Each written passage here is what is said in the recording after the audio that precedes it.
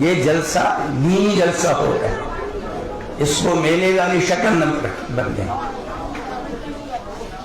ان جلسوں کے ذریعے ہمیں امت کو کوئی پیغام دینا ہوتا ہے، لیکن اب افسوس کے ساتھ کہنا پڑتا ہے کہ دینی جلسوں میں بھی اب امت کو کوئی خیر کا پیغام ملنے کے بجائے بسا اوقات شر کے پیغام ملتے ہیں۔ شر کے پیغام بھی بعض مرہ ملتے ہیں، مثلا خواتین کا اجتماع اور بلا کسی حجاب اور رکاوٹ کے،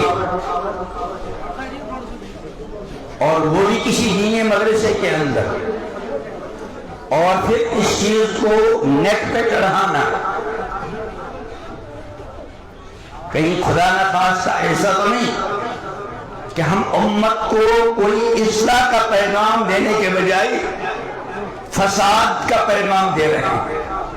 اس لیے ہمیں اس طرح کی تمام حرکات سے اپنے آپ کو بھی بچانا ہے اور امت کو بھی بچانا ہے۔